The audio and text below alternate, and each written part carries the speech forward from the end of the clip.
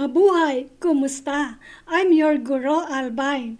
Welcome to Learning with Albine. Are you here with me? Hello audience. Hello 600 plus viewers of Guro Albine. Feel free to comment down below. Attendance, please let me know that you are here with me. Of course, here's my question. Do you wish to learn Tagalog? Come join me. Join the community of Porinoys and Porinoys learning Tagalog. And what is a Porinoy? A Porinoy is a foreigner, but not really a foreigner in the Philippines. Yes, since you are here, we are pretty sure that you are a Porinoy. Or if you are a woman, you're a Porinoy. Hi, Kelly. Yes. Magandang gabi. Yes. Enjoy. And kumain ka na ba, Kelly? All my tutorials are suited for both beginners and intermediate in Tagalog. And is it your first time in this channel? If it is your first time in this channel, hit the subscribe button.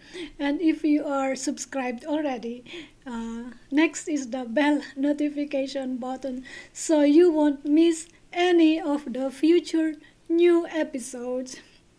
Okay, today it's Tagalog conversation. We have 4 parts, okay? 4 segments in this video. First, vocabulary building. Second, dramatization.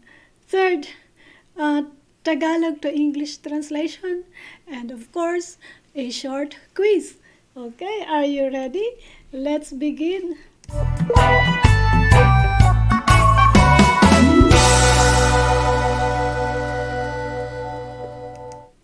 There you go. And yes, Kelly, anong balita, Kelly? Malamig ba dyan? Dito, medyo malamig.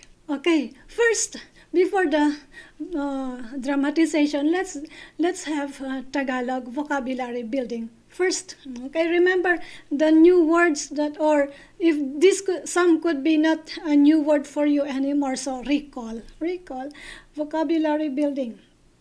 And of course, in Tagalog, vocabulary building means vocabulary in Tagalog. Yes, and Kelly said, oo, kumain na siya. Okay, thank you. Maraming salamat. Mabuti naman kumain ka na, Kelly. First word, puwede. Puwede is the first word. And of course, in English, it means possible. Another word, remember, halaga. Halaga is a noun and it means value. Oh, remember this? Yes. And next, diyan. It means there. Sabi ni Kelly, hindi malamig doon sa kanila. Kelly, hindi malamig dyan sa inyo. If you are not Kelly, Kelly says, hindi malamig doon sa kanila. Okay. Next, bawat. Bawat means every. And then next, wala. Wala means nothing, or as simple as it doesn't exist, right? Yeah. Sometimes, for English speakers, English is their primary language. Wala, they got confused with wala and hindi. Okay? Next, kahit kailan. So 2 words and it's a phrase. Kahit kailan means anytime. Kahit kailan, anytime. Next. I wonder if Bruce is with me. Bruce, tell me if you're here. Okay. And listen to our lesson for today. My husband is not here in the house. He is somewhere else. Okay. Next. And another word, and this time group of verbs. In Tagalog, pandiwa. First root word, bayad. Bayad means pay. Hi, Ryan. Ryan is here with me. Okay. Magbabayad. Magbabayad is the verb. So, future tense, magbabayad, it means will pay. Next word, there goes Bruce. Yes. Looks good, Bruce said. Next, singil. Singil means ask price. Ask price, singil.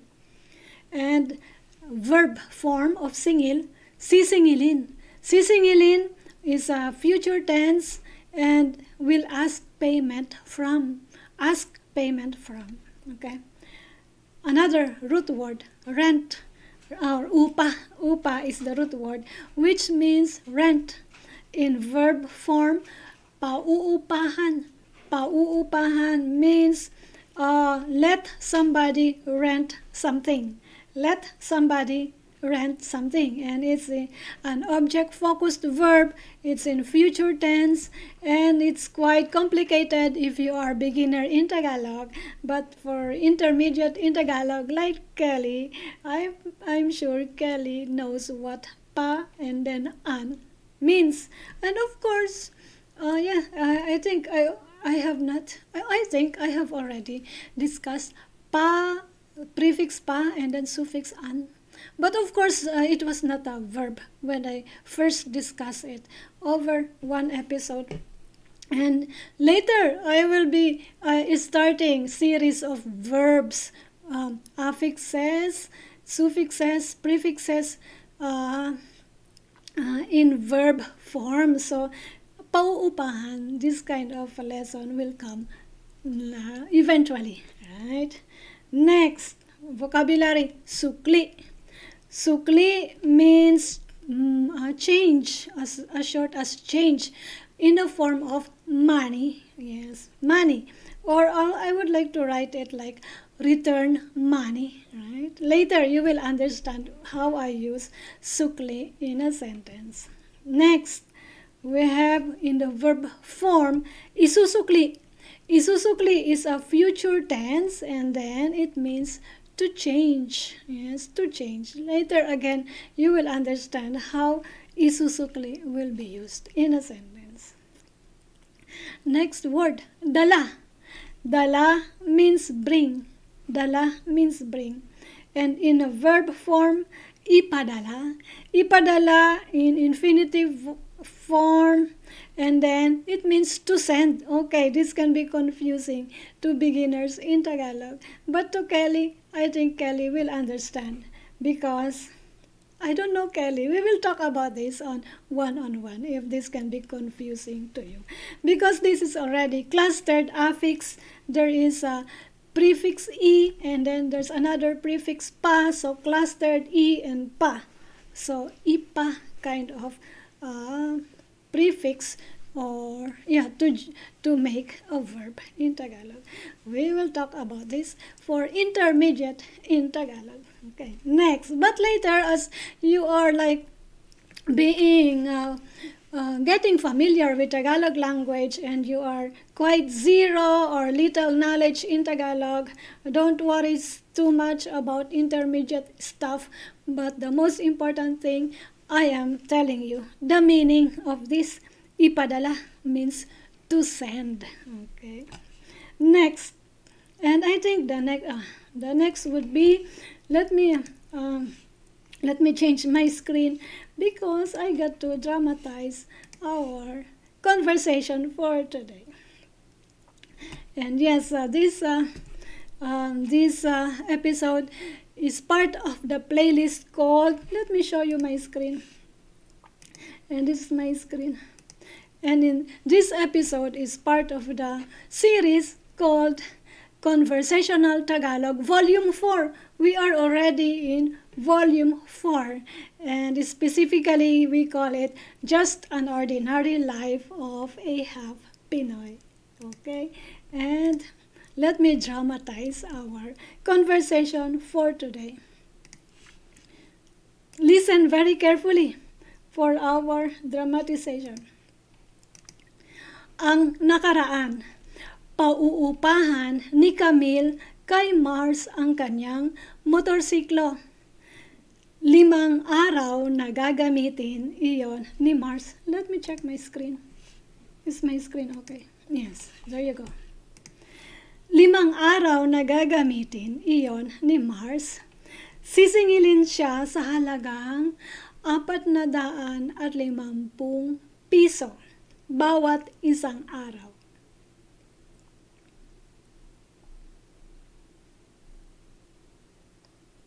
$400. Oh, no, I'm sorry. Once again. 450 sa 5. 2,250 piso pala. Dumukot sa kanyang bulsa si Mars. Magbabayad na ako sa'yo, Camille. Naku, wala akong isusukli dyan sa 3,000 mo. Ipadala mo kaya sa GCash ko. Sorry, Camille, wala akong access sa GCash. Pwede naman sa bangko, pakideposito na lang kahit kailan. O sige, ano ang account number mo? There you go. That is our dramatization for today. Did you understand the flow of conversation? Tell me. And then if you understand the flow of conversation, I think I can bring to you our quiz for today. So that you get ready for the quiz or for your answer later. Let me bring you the quiz for now. And let me find that quiz first. And yes, if you understand the flow of conversation, this is a challenge to those upper intermediate up to intermediate in Tagalog. And here's the quiz. Where's the quiz now? Let me find that quiz. Here you go. Yeah, let me bring to you the quiz first. Okay, try to answer this question. And let me check my screen. Who's with me? Are you still here with me? Yes. Pagsusulit. Pagsusulit is a quiz. Question number 1. Magkano ang dapat ibayad ni Mars? Again, magkano ang dapat ibayad ni Mars? I don't need to translate the question in English. Okay? Try to understand the question. Number 2. Bakit hindi tinanggap ni Camille ang 3,000? Again, bakit hindi tinanggap ni Camille ang 3,000? Question number 3. May GCash ba si Camille? May GCash ba si Camille? Okay, so that was our quiz, but of course we will return to that quiz later, and I look forward to your answers to our quiz. And so that you would not be seeing some of my slides. And let's get to a discussion proper this time. Discussion proper. And here I would like to bring you this one. And how many audience I have? I wonder. Bruce, how many audience I have? Please tell me. And here you go. Let me bring you this. Mga tauhan. Let's proceed with mga tauhan. And of course, first, the star of the series of this whole story is Mars. Si Mars, isang half-Pinoy, pansamantalang naninirahan sa Pilipinas. And then second character, si Camille. Si Camille ay isang dalaga, nagtatrabaho sa isang call center sa Mandaluyong City. Okay? And in English, Camille is a dalaga means young woman or single, unmarried woman. Nagtatrabaho means working, and then at a call center in Mandaluyong City. Okay, ang nakaraan. Of course, by the way, before I proceed with the text on ang nakaraan, if you missed the previous episode, okay, so please look up this thumbnail in the playlist, Conversation Practice Uupa ng Motor. Okay, ang nakaraan. Repeat after me. This is your Tagalog practice. I hope that you are able to pronounce the words. Pauupahan ni Camille kay Mars ang kanyang motorsiklo. 5 araw na gagamitin iyon ni Mars at sisingilin siya sa halagang 450 Okay, in Tagalog. Sisingilin siya sa halagang 450 piso bawat isang araw. Okay. In English, pauupahan means rent. So, the way we want to say this in English is that Camille will rent out, will rent out her motorcycle, kanyang motorsiklo, to Mars. Right? 5 araw, 5 days.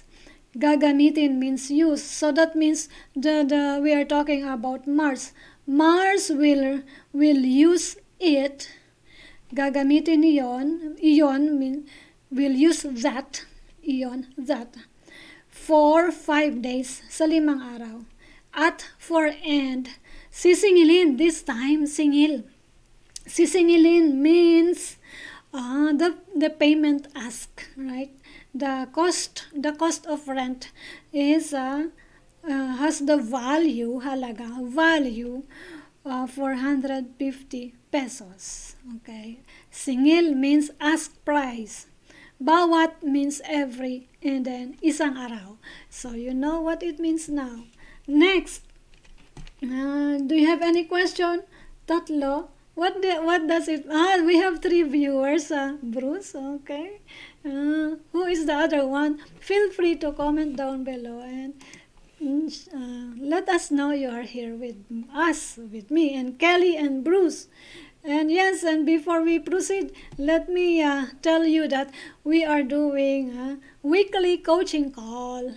Yes, 2 sessions, so coaching calls actually. For details, get to my website, aralinworld.com for details. Okay, next. And okay, this series, we call it Magbabayad na ako. Magbabayad na ako in this episode.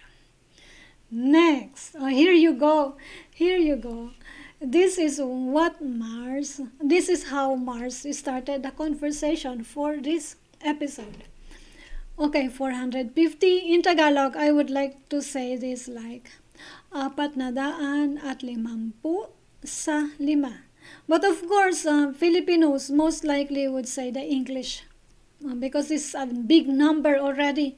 So, 450 sa 5. Okay. 450 sa 5.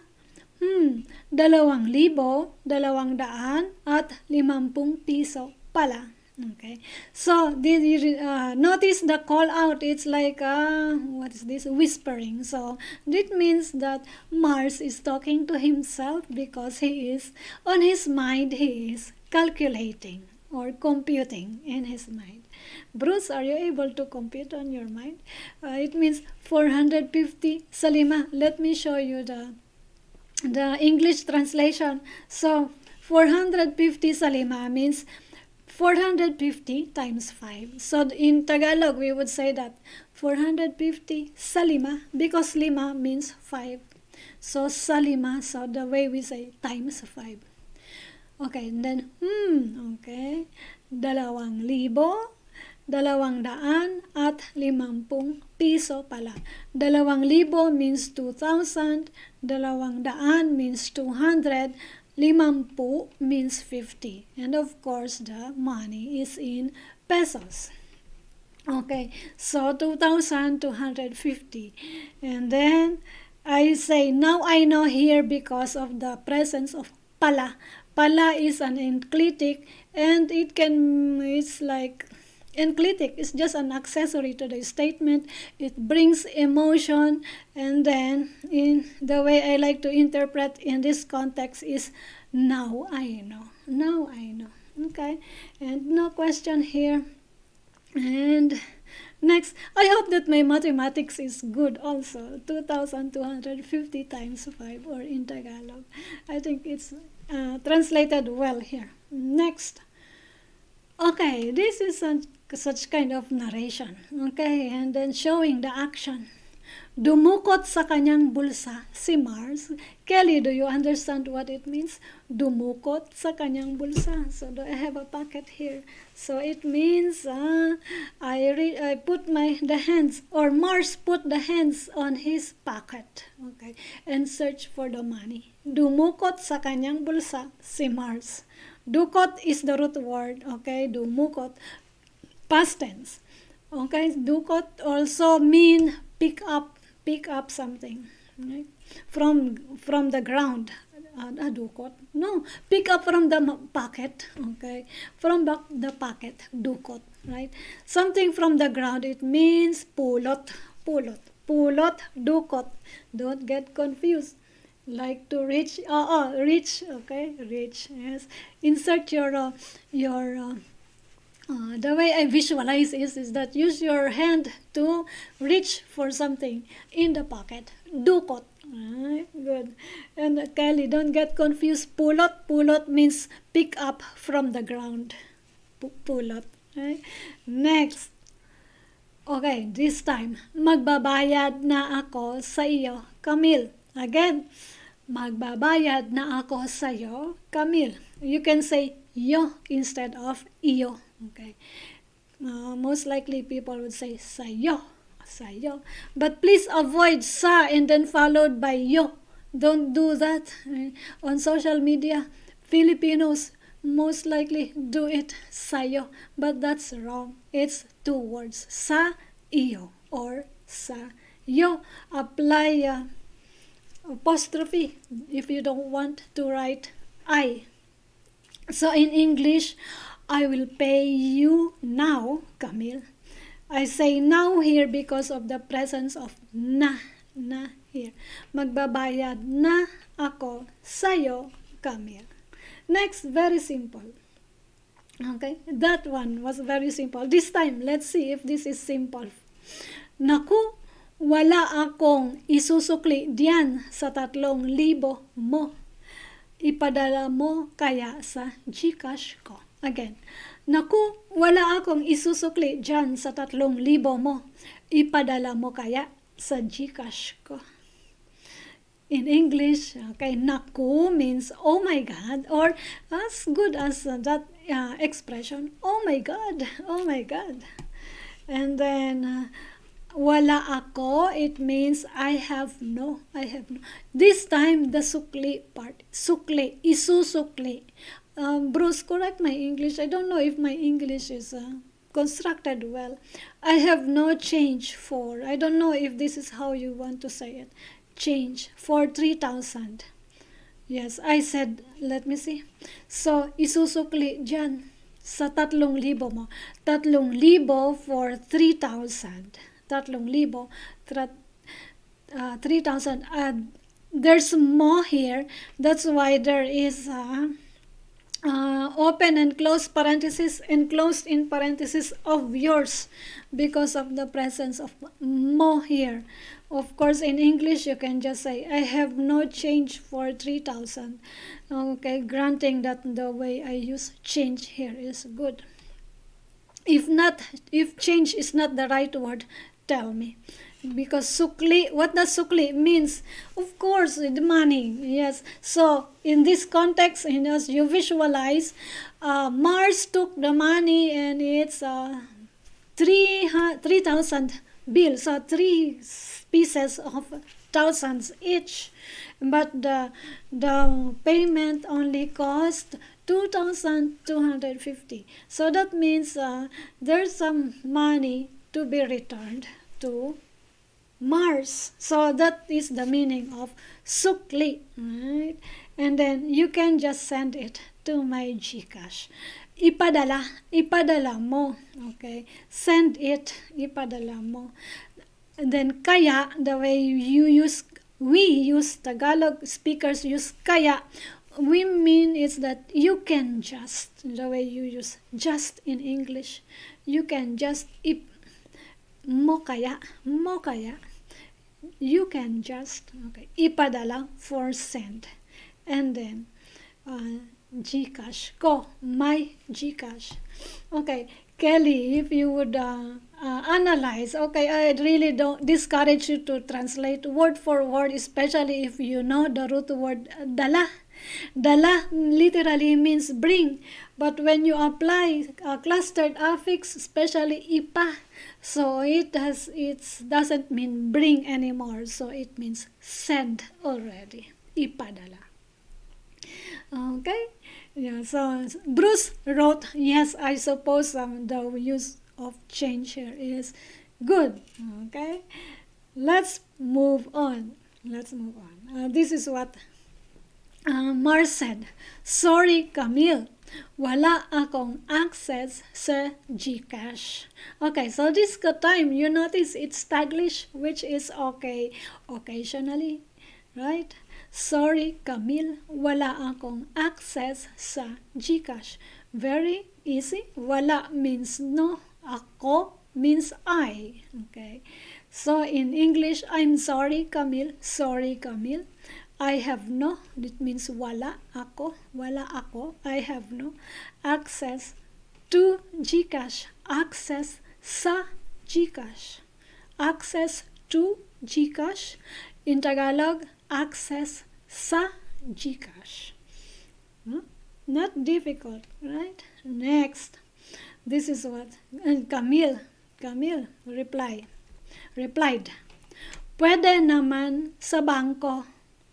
Pakideposito na lang kahit kailan. Again, pwede naman sa bangko. Pakideposito na lang. O pakideposit. Okay, Taglish, pakideposit. Although you can say the Tagalog of deposit is deposito. Deposito. Pakideposito na lang kahit kailan. Okay, so because Filipino use Taglish anyway, that's why I just wrote deposit here. I should have used dash here. Paki dash deposit. Or without dash, paki deposito. Deposito. Okay, na lang sa GCash. In English, bank will be fine. Pwede naman sa bangko. Bank will be fine. Paki-deposit, please deposit.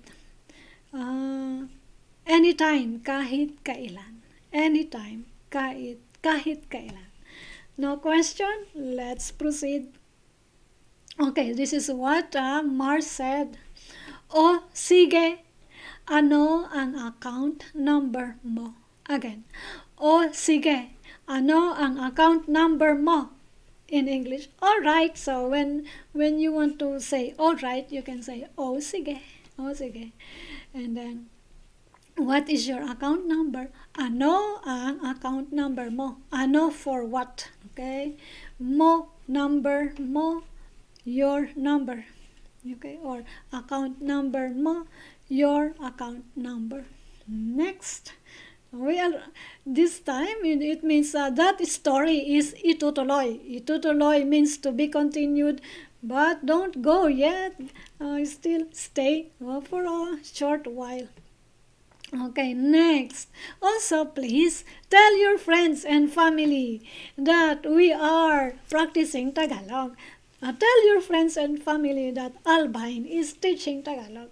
Yes, and we are like in this YouTube channel, we are more than 600. Thank you so much, and please help me reach to 1,000 subscribers so that I get monetized. Okay, and the more the merrier. Why not? And also hit the like button, please. Next. Here you go, but of course, again, more announcement and hooray, hooray, hooray. Thank you so much to your fellow Tagalog student, and she's Annalise Van Dodicom, and because she is our sponsor to buy me a coffee. Please be like Annalise, imitate or copy what she did. Find the link down in the description below, so you'll be acknowledged also next month. Okay, find the link down in the description below. Next, okay, pagsusulit. Here you go. Let's go back to that short quiz. Tell me, please be ready for your answer. Okay, let me test you. Question number 1, magkano ang dapat ibayad ni Mars? And number 2, bakit hindi tinanggap ni Camille ang 3,000? Okay. And number 3, may GCash ba si Camille? Are you ready to answer the quiz? Okay, if you want to answer that quiz. And also, you can get the copy of my presentation, Be My Patron on Patreon. Visit my Patreon page. So you would be able to download, provided that you support me on Patreon. Okay, next. Okay, this is your question. You would be able to download a questionnaire or worksheet like this. Number 1, halagang blank ang dapat ibayad ni Mars. What is blank here in number 1? I'll be waiting for your comment. Next, kasi blank, this is a one-word file with a suffix ng, pangsukli si Camille. Kasi blank, pangsukli si Camille. Next, blank, and then followed by comma, comma, comma. Si Camille ay blank GCash. What do you think are the words? So I'll be expecting 1, 2, 3, 4 words. Comment down below. Okay. And of course, here you go. Yes, you can grab the copy of this presentation, download the PDF copy, be my patron, patreon.com/aralinworld. Okay, and of course, I also want to tell you that we are on podcast. Kindly support us on podcast. Also, download our episodes. Those are recorded episodes to our group coaching every Saturday. Yeah. The title of our program on podcast, Tagalog with Albine. Okay, and of course, I'm done, and then of course we are on a wrap up moment now. Okay, I won't hold you longer this time. It's just an easy conversation. I wish that I got your answer to our short quiz. I'll be waiting for your comment. And to wrap up this episode, that was a good Tagalog conversation about paying money to somebody. And then you've learned some words and phrases to use when paying money. And also, this episode is essential in your daily general Tagalog practice. No comment? No comment. And thank you for being here with me. I appreciate you, Kelly. I'm going to meet you soon. Yeah, and I don't know if, yeah, and best wishes. Okay. And also, no question. Okay, and also see you on other platforms, including Facebook group Tagalog with Albine. Hey Bruce, are we good? I've got to go, and I got to sign off. Sign off. Let's sign off. Yes, comment. Maraming salamat. Oo, magkita tayo, Kelly. And yes, also let me take the opportunity. If you are hiring a private tutor, hire me, di ba, Kelly? Yes, one-on-one coaching. Okay, hire me. Remember that. Okay, and yes, and I'm sending love, healing, protection, joy your way. Mabuhay, mag-ingat, magkita tayong muli.